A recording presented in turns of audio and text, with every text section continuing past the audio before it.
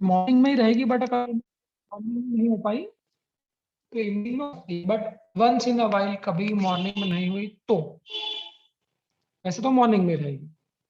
ठीक है,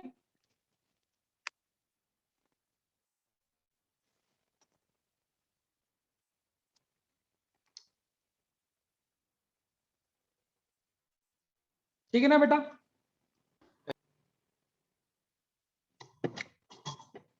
हम्म।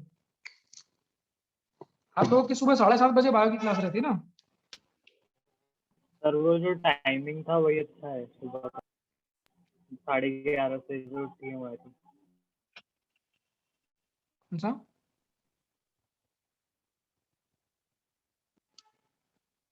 नहीं आप लोगों का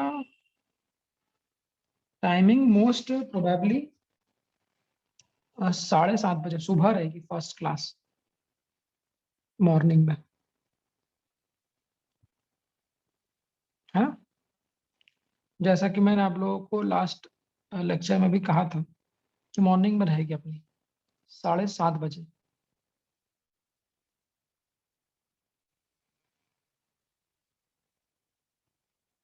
है ना, फर्स्ट क्लास आप लोगों की रहेगी, उसके बाद फिर आप लोगों की जो भी क्लास रहती है केमिस्ट्री और बायोलॉजी वो फिर बाद में रहेगी।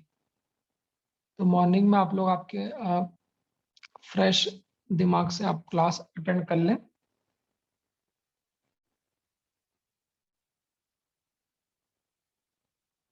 और उसके बाद फिर आप लोग जैसा पढ़ें आप पढ़ते रहिएगा।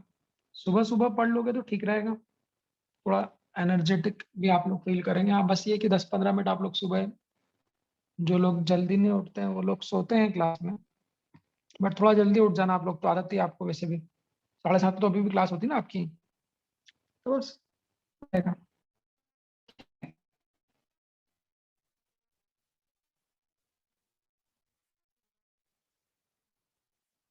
अभी 3 दिन थोड़ी छुट्टी थी, मैं बाहर था, ऑफ पे था मैं। आप लोगों ने भी बढ़िया आराम मारा हो, कोई दिक्कत नहीं है। आराम किया कि नहीं किया?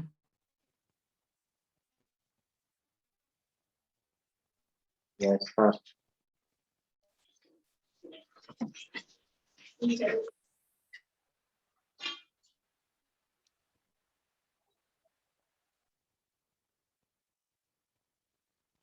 देखिए, जो लोग आज जिन लोग का आज फर्स्ट डे है, सेकंड डे है, थर्ड डे है, उन लोगों के लिए मैं बता दूं कि वैसे टॉपिक नया तो नहीं है, बट हाँ मैं कह सकता हूँ कि नए जैसा है कि यहाँ पर मैं बहुत सारी बात नहीं बताऊंगा, तो यहाँ से भी आप बैठ सकते हैं, क्योंकि नए टॉपिक को स्टार्ट करने में तो काफी टाइम लगेगा और इतना टाइम आपको रोक नहीं सकते।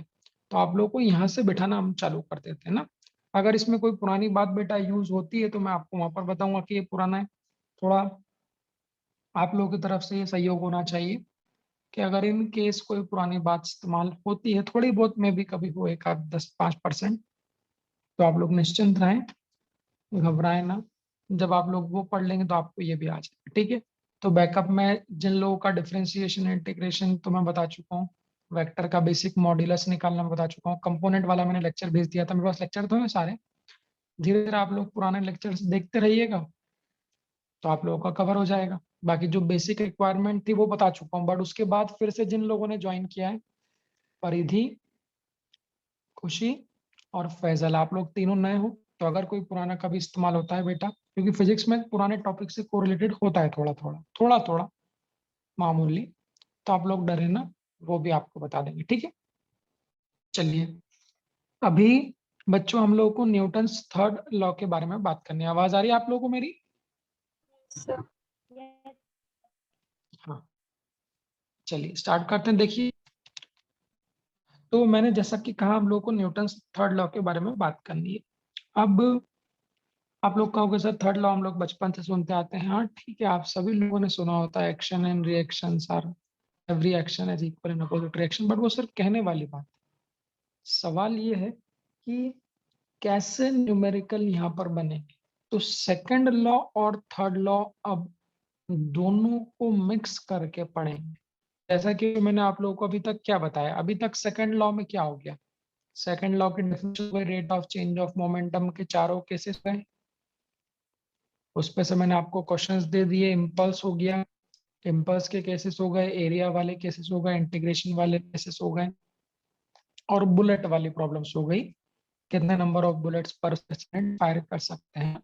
अब जो हम लोग पढ़ना है ये थोड़ा डिफरेंट टाइप है, अब पुराने से हटके। तो न्यूटन्स के थर्ड लॉ को बेहतरी समझने के लिए और सेकेंड लॉ को और अच्छे से समझने के लिए बच्चों, हम लोग को टाइप्स ऑफ फोर्स के बारे में पता होना चाहिए। कुल कितने प्रकार के फोर्स हम लोग यहाँ पर फिजिक्स में इस्तेमाल करते हैं वो आप लोग सुनिएगा।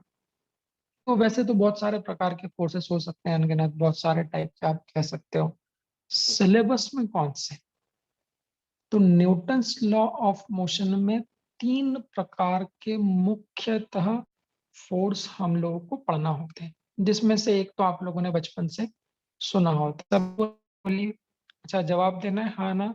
ग्रेविटेशनल फोर्स के बारे में सभी ने सुना है? Yes sir. Yes. तो हम लोगों को लगाएंगे दुनिया में हर व्यक्ति हर चीज के ऊपर ग्रेविटी लग रही है और हर चीज के ऊपर ग्रेविटेशनल फोर्स लग रहा है। आप लोग इस बात से सहमत है? और ग्रेविटेशनल फोर्स कौन लगाता है? अर्थ। डेफिनेटली ग्रेविटेशनल फोर्स कौन लगाता है? बस। तो किसी भी बॉडी पर ध्यान रखना, ग्रेविटेशनल फोर्स की ये पहली पॉइंट इंपॉर्टेंट है, उसकी डायरेक्शन हमेशा कैसी होती है? Always in the downward direction. यही न्यूटन ने कहा था कि दुनिया में हर चीज को, जो पृथ्वी जो अर्थ होती है, वो अपने से नीचे की ओर खींचते हैं, जिसको ग्रेविटेशनल फोर्स का फॉर्मूला क्या होता है बच्चों? तो ग्रेविटेशनल फोर्स का फॉर्मूला होता है m इंटू जी, जहां पर m को क्या बोलते हैं? मास ऑफ बॉडी, और g मतलब क्या है? ग्रेविटी। डेफिनेटली ग्रेविटी की वैल्यू कितनी होती है अर्थ? एग्जैक्ट वैल्यू कितनी होती है? 9.8 मीटर पर सेकंड स्क्वायर, और अप्रोक्सीमेटली न्यूमेरिकल्स में 10 मीटर पर सेकंड स्क्वायर भी ले सकते हैं। ये बात आप लोग जानते हैं, 9th क्लास में आपने पढ़ी है, जानते हैं सभी लोग। तो ग्रेविटेशनल फोर्स का फॉर्मूला क्या होगा? मास ग्रेविटी। एग्जाम्पल न्यूमेरिकल में आएगा। एग्जाम्पल बोलो, अगर 10 किलो का कोई बॉडी है, 10 केजी का अगर कोई ऑब्जेक्ट है, तो 10 किलो के बॉडी पे ग्रेविटेशनल फोर्स कितना होगा? कितना होगा? 100. Mass of body gravity. अब 9.8 लोगे तो कभी वैल्यू थोड़ी अजीब आती है, इसलिए हम लोग उसको अप्रोक्सीमेटली कितना ले लेते हैं? 10। तो ध्यान रखिएगा बच्चों, मास में अगर ग्रेविटी का मल्टीप्लाई कर दोगे तो 10 किलो की बॉडी पर ग्रेविटेशनल फोर्स कितना होगा? 100। और फोर्स तो यूनिट क्या होगी? That will be Newton. Newton. समझ गए, है ना? तो जब क्वेश्चन सॉल्व करेंगे बच्चों, तो क्वेश्चंस में जितने भी क्वेश्चंस होंगे उन सब में बॉडी का मास होगा, तो मास को आप 10 से मल्टीप्लाई कर दोगे, mg, तो क्या बन जाएगा? Gravitational force. ये हमारा कौन से टाइप का फोर्स है? पहला टाइप का। अब दूसरे टाइप का जो फोर्स हम लोगों को पढ़ना है, ये आप लोग बिल्कुल नया है। तो दूसरे टाइप का फोर्स है normal reaction force. That is the normal reaction force, जिसका सिंबल होता है कैपिटल N। ध्यान देना, ये जो मैं आपको पढ़ाने वाला हूँ, ये अगले आने वाले बेहद सारे टॉपिक्स का फंडामेंटल है। जैसे मैंने बेसिक मैथ्स आप लोगों को पढ़ाया था, तो ये आने वाले अगले बहुत सारे टॉपिक्स का फंडामेंटल है। तो ध्यान रखना, मतलब ये आने वाले आज और कल के जो 2 लेक्चर, वो बहुत इंपॉर्टेंट है। जिनका ये छूट गया या जिन्होंने इस पर ध्यान नहीं दिया या फोकस नहीं किया, आप लोग मान के चलना, आप लोगों को आगे दिक्कतें आती ही रहेगी आगे बहुत सारे चैप्टर में, क्योंकि इस पे बेस्ड एनएलएम के बाद फ्रिक्शन पूरे आपस में कोरिलेटेड टॉपिक है। न्यूटन लॉ के बाद आएगा, फ्रिक्शंस के बाद में वर्क पावर एनर्जी आएगा, सर्कुलर मोशन आएगा, सेंटर ऑफ मास आएगा, रोटेशनल मोशन आएगा, ग्रेविटेशनल मोशन। तो आने वाले लगभग ये आधा 11th है, आधा 11th कहूंगा तो भी गलत नहीं है। तो आने वाले 6-7 टॉपिक्स जो होंगे, यूनिट्स होगी, वो इन्हीं कॉन्सेप्ट पर बेस्ड। तो कृपया आप इसको अच्छे से करना, इसको छुट्टी नहीं मानना, ठीक है बेटा? चलिए, तो what is the normal reaction force, इस पे हम लोग चर्चा करते हैं ना। नॉर्मल रिएक्शन फोर्स क्या होती है? देखिए थोड़ा, एक मिनट दिखा दूंगा मैं बनाया तो देख लेना, ठीक है? तो धीरे धीरे समय के संग जैसे जैसे हम लोग आगे पढ़ते जाएंगे वैसे वैसे आपको ये क्लियर हो जाएगा, बट शुरुआत में सिखाने के लिए नॉर्मल का मतलब क्या है, what is the name suggest, what is normal. Normal का मतलब क्या होता है, किसी भी चीज पे नॉर्मल मतलब क्या, परपेंडिकुलर से कोरिलेटेड है ये। Yes, sir. सुना है ना आप लोगों ने, नॉर्मल का मतलब Yes, sir. Yes. Perpendicular reaction के Yes. बारे में हम लोग जानते हैं। तो भाई हिंदी में बात करेंगे क्योंकि हम लोग सब भारतीय हैं, और मुझे लगता है कि चूंकि फिजिक्स भी सब्जेक्ट ऐसा है जो आप रोजमर्रा की जिंदगी में कोरिलेट भी कर सकते हो। अब बायोलॉजी में बोलूंगा आपका दिल तो किसी को देखने से तो रहा अंदर जाके, बट यहाँ पे वो चीजें हैं जो हम लोग रोज देखते हैं। तो जो चीजें आप रोज देखते हो अगर मैं आपको वही पढ़ा रहा हूँ तो क्यों ना हम उसे कोरिलेट करके देख ले। देखो सब्जेक्ट को जीना भी पड़े, ये भी होता है भाई, सब्जेक्ट का अपना अपना नेचर होता है। केमिस्ट्री में आप पढ़ रहे हो, इलेक्ट्रॉन पढ़ रहे हो, अल्कोहल पढ़ रहे हो, ईथर पढ़ रहे हो, कंपाउंड, ये सब चीजें नहीं देख सकते, होती है डेफिनेटली, साइंस मतलब सब कुछ प्रैक्टिकल, बट उसे आप लोग विजुलाइज नहीं कर सकते। भाई यहाँ पर हम लोग जो पढ़ रहे हैं अभी वेक्टर है, तो वेक्टर तो मैथमेटिकल पार्ट है, उसको भी नहीं कर सकते, but Newton's law, momentum, mass, velocity, kinetic, it is so practical, तो उसको आप लोग को रिलेट करो। तो मैं इनको भी बिल्कुल प्रैक्टिकली जोड़ना चाह रहा हूँ। देखिए पहले हिंदी में लिख रहा हूँ, बहुत हिंदी में। नॉर्मल रिएक्शन फोर्स क्या है, it is a force, normal force कहूंगा, रिएक्शन कहने की जरूरत नहीं बार बार, मैं क्या बोलूंगा बच्चों, नॉर्मल फोर्स। तो मैंने बोला नॉर्मल फोर्स का इस्तेमाल कब करेंगे, देखो बहुत हिंदी में, जब भी दो सॉलिड सरफेसेस आपस में कांटेक्ट में आए तब उनके बीच नॉर्मल फोर्स लगता है।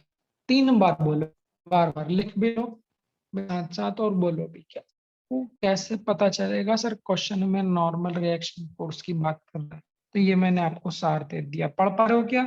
जब भी दो सॉलिड सरफेसेस आपस में कांटेक्ट में आए, सॉलिड सरफेस के बीच कांटेक्ट अगर हो जाए, कहीं भी अगर कांटेक्ट हुआ सरफेस के बीच, तो उनके बीच लगने वाले फोर्स को हम लोग क्या बोलेंगे बच्चों, नॉर्मल रिएक्शन फोर्स बोलेंगे। ठीक है, लिख लो उसको फटाफट, बहुत प्रैक्टिकल है, अच्छा लगेगा देखना ना। उसी फोर्स को हम लोग नॉर्मल रिएक्शन फोर्स बोलेंगे। लिख लिया, अब आप उसको हिंदी में लिखो चाहे इंग्लिश में लिखो, मैं सजेस्ट करूंगा हिंदी में लिखना आप लोग। लिख लिया, नीचे वाला पन्ना दिखाऊं, हाँ उसको भी देख लो, फिर मैं इसके एग्जांपल्स दूंगा, और एग्जांपल ऐसे होंगे कि आप लोग बोलोगे अरे वाह ये तो हम लोग रोज देखते थे।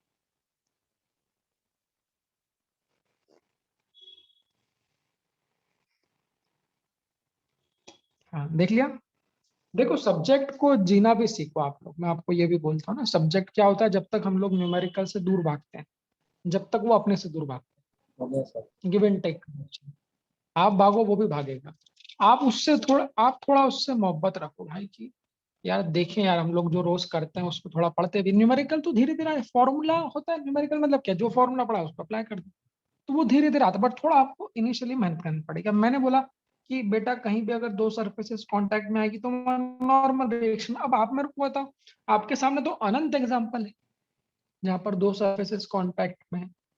कैसा एग्जांपल, ये कॉपी है, कॉपी, कॉपी सॉलिड सरफेस है, ये गद्दा भी क्या है, सॉलिड सरफेस। अगर इस कॉपी को गद्दे पर रख दिया तो कॉपी और क्या गद्दे के बीच कांटेक्ट नहीं हुआ, Yes, कांटेक्ट sir. हुआ है, मतलब उन दोनों के बीच में लगेगा नॉर्मल रिएक्शन फोर्स। ये पेन, पेन सॉलिड है, कॉपी सॉलिड, अगर ये पेन को मैं इस कॉपी पर रख दूंगा तो क्या पेन और कॉपी के बीच कांटेक्ट नहीं हुआ है। Yes.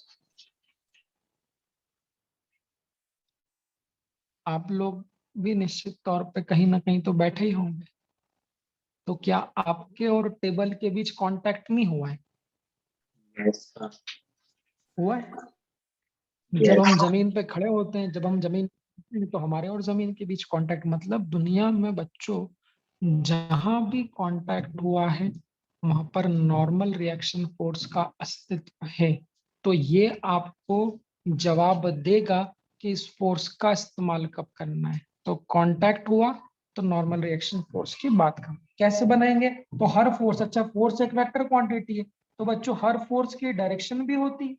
भाई मैंने क्या बोला, ग्रेविटेशनल फोर्स की भी तो डायरेक्शन थी, किधर थी? Always in the downward direction. तो भाई नॉर्मल फोर्स भी तो फोर्स है, तो नॉर्मल रिएक्शन फोर्स की डायरेक्शन बहुत इंपॉर्टेंट है।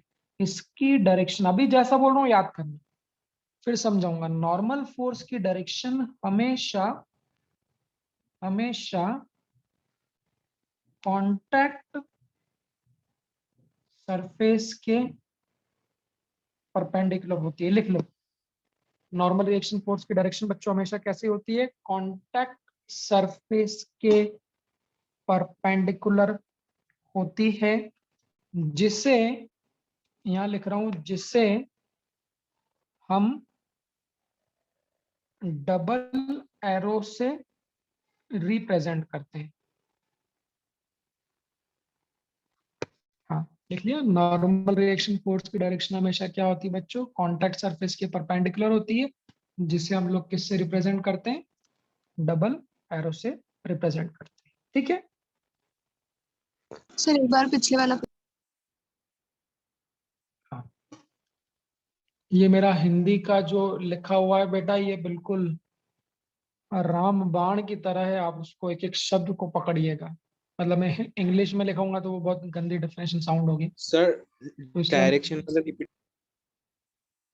समझ में नहीं आ रही राइटिंग क्या? हमेशा कांटेक्ट सरफेस के परपेंडिकुलर होता है, जिसे हम डबल एरो से रिप्रेजेंट करते हैं। अभी जो मैंने लिखा उसको पत्थर की लकीर बना दो, फिर एग्जांपल दूंगा तब बात करूंगा। लिख लिया आप लोगों ने? अब एग्जांपल दूं इसके कि नॉर्मल फोर्स कैसे इस्तेमाल करते हैं। वैसे तो बहुत सारी जगह इस्तेमाल हो सकता है, फिजिक्स मतलब प्रैक्टिकल, तो उसको बिल्कुल प्रैक्टिकल मानेंगे, फिर धीरे से हम लोग सब्जेक्ट पे भी आ जाएंगे। ऐसा भी नहीं कि सब चीज प्रैक्टिकली करना है भाई, सिलेबस में जो दिया उसकी भी बात करना है। तो देखो ये एक आदमी है, ये हमारा आदमी है, और ये आदमी ये जमीन पे खड़ा हुआ है। ये उसका पैर है और ये उसका पैर है। देख, ये आदमी हमारा जमीन पे खड़ा हुआ है। अब मैं आपको नॉर्मल रिएक्शन फोर्स के एग्जांपल बताऊंगा धीरे धीरे, पहले प्रैक्टिकल फिर सब्जेक्ट से कोर्स। सब्जेक्ट में क्या होता है? सब्जेक्ट में आदमी आदमी नहीं बनाते हैं, हर जगह ऐसे आदमी बनाएंगे तो पता चले पूरी बुक में आदमी आदमी दिख रहा है, तो इसलिए वो लोग थोड़ा उसको सिंप्लीफाइड डायग्राम के फॉर्म में बनाते हैं। देखिए ये आदमी खड़ा, मैं आपसे क्या पूछूंगा वो जवाब देना। ये आदमी इस ग्राउंड पर, अच्छा ये सिंबल मतलब ग्राउंड बना है, ये आदमी इस ग्राउंड पे खड़ा है, कितनी जगह कांटेक्ट हुआ है उसका ग्राउंड से? 2 जगह। दो दो जगह। जगह। न्यूमेरिकल में भी नहीं करना, न्यूमेरिकल में नंबर ऑफ कांटेक्ट सरफेसेस गिननी, तो कितनी जगह कांटेक्ट हुआ है, जितनी जगह कांटेक्ट हुआ है उतने ही नॉर्मल फोर्स हुए। तो चूंकि बोला इस आपने बोला इस आदमी का 2 जगह कांटेक्ट हुआ है, 2 जगह कहाँ? तो एक तो इस पैर का ग्राउंड के साथ कांटेक्ट हुआ है, और एक इस पैर ग्राउंड के साथ कांटेक्ट हुआ है, मानते हो? तो सबसे पहली काम जरूरत में क्या करना है? सबसे पहली स्टेप में क्या करना है? बोलो बच्चों, सबसे पहली स्टेप में करना है ड्रॉ द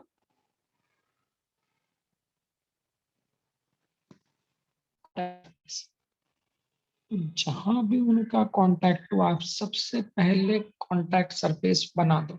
अभी देखो कांटेक्ट सरफेस कौन सी बोलो, तो इस आदमी और ग्राउंड के बीच होने वाली कांटेक्ट सरफेस ये है, और दूसरी कांटेक्ट सरफेस ये है, मानते हो? तो एक कांटेक्ट सरफेस ये वाली है और दूसरी कांटेक्ट सरफेस ये वाली। तो चूंकि 2 कांटेक्ट सरफेस है तो वहां पर कितने फोर्स एग्जिस्ट करेंगे? 2 नॉर्मल फोर्स एग्जिस्ट करेंगे। उनको नाम क्या दूंगा? नॉर्मल का सिंबल क्या है? एन। अगर कहीं पर 2 नॉर्मल फोर्स है तो क्या उसको N1 और N2 नाम दे दूं? बोलो, तो N1 और N2 कैसे नाम दूंगा? तो ये वाले पैर और इस ग्राउंड के बीच जो नॉर्मल फोर्स लगेगा, उस नॉर्मल फोर्स को हम लोग क्या नाम देंगे बच्चों? N1 नाम देंगे। सो N1 is what? The normal force between this leg and ground. और दूसरा कांटेक्ट क्या हुआ? इस पैर और ग्राउंड के बीच, तो इस पैर और ग्राउंड के बीच दूसरी नॉर्मल रिएक्शन फोर्स को हम लोग क्या नाम देंगे? N2 नाम देंगे। इस तरह से पहले स्टेप बाय स्टेप, शुरू में सिखाने के लिए स्टेप, बाद में तो आप लोग खुद ही बना लोगे। तो पहली स्टेप में कांटेक्ट सरफेस को ड्रॉ करो, जितने कांटेक्ट होंगे उतने ही नॉर्मल फोर्स होंगे। दूसरा स्टेप 2 मैंने क्या लिखा? डायरेक्शन ऑफ नॉर्मल फोर्स हमेशा किधर होती है बच्चों?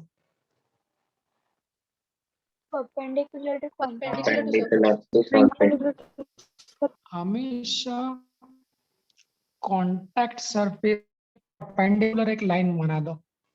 अब आप लोग मेरे को बताना, उसका पैर ऐसा है, देखो उसका एक पैर ऐसा है, ऐसा कांटेक्ट हुआ, दूसरा पैर कैसा है, ऐसा है, ऐसा। आपने क्या बोला, ये कांटेक्ट सरफेस नंबर पहली है और ये कांटेक्ट सरफेस नंबर कौन सी है, दूसरी। तो हमेशा स्टेप 2 में नॉर्मल रिएक्शन की डायरेक्शन को बनाए। डायरेक्शन कैसे बनाते हैं, तो कांटेक्ट सरफेस के परपेंडिकुलर ड्रॉ कर दो। इस कांटेक्ट सरफेस के परपेंडिकुलर की लाइन कैसी होगी, क्या वो लाइन ऐसी होगी, बोलो। और Yes. इस कांटेक्ट सरफेस की परपेंडिकुलर लाइन भी कैसी होगी, ये, और रिप्रेजेंटेड बाय डबल। देख लो, तो जितनी भी, धीरे धीरे भी सुनना, एक दो एग्जांपल में और समझ में आएगा। जितनी भी सरफेसेस कांटेक्ट पे, सबसे पहले कांटेक्ट सरफेस बनाओ। स्टेप 2 में डायरेक्शन कैसे लिखेंगे, तो कांटेक्ट सरफेस के परपेंडिकुलर एक डबल एरो, क्या दिख रहा है, डबल एरो दोनों तरफ। Yes sir. यस तो सर। ये वाला जो होगा नॉर्मल रिएक्शन N1 की डायरेक्शन होगी, और ये वाली जो नॉर्मल रिएक्शन है वो किसकी डायरेक्शन होगी, N2 की होगी। भाई डबल एरो क्यों, उसको भी समझाऊंगा, पहले ये दोनों स्टेप मेरे को बताओ। समझ में आ गई, जितने कांटेक्ट उतने नॉर्मल रिएक्शन, और कांटेक्ट सरफेस के परपेंडिकुलर एक डबल एरो बना दो। अब ये डबल एरो क्या रिप्रेजेंट करता है, मैं उस पर भी चर्चा करूँ, है ना। एक मिनट, जब तक आप लोग उसको बना लो, एक चाय का घूंट ले लूं।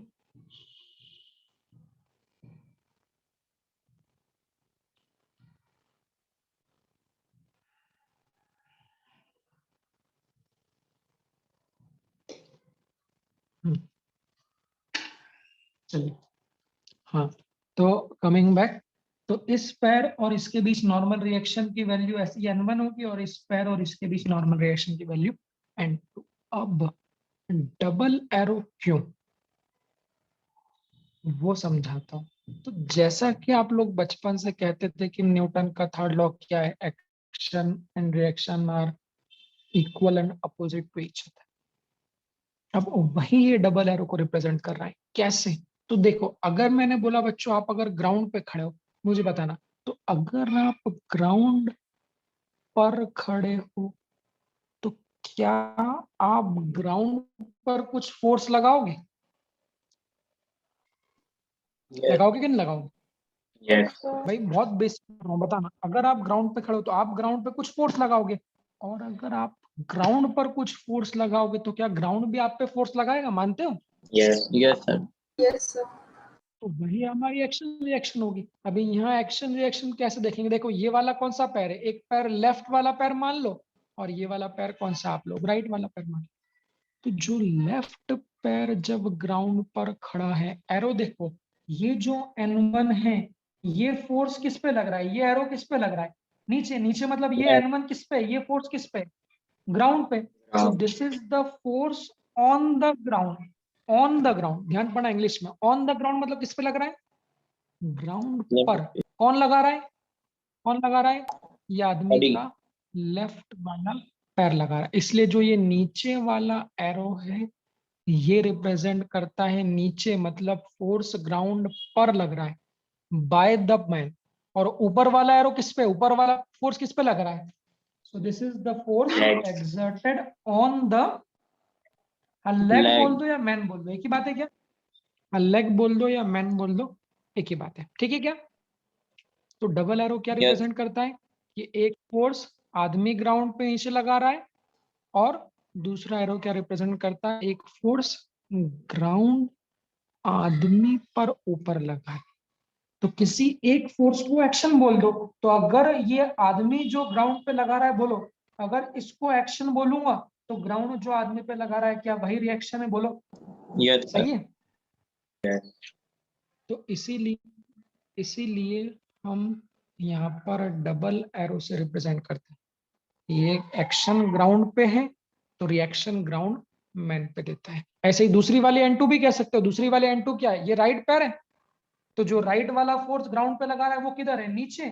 तो ये क्या बन गई, दिस इज द एक्शन, और जो ग्राउंड राइट लेग पे लगा रही ऊपर, this is what, this is called what, reaction.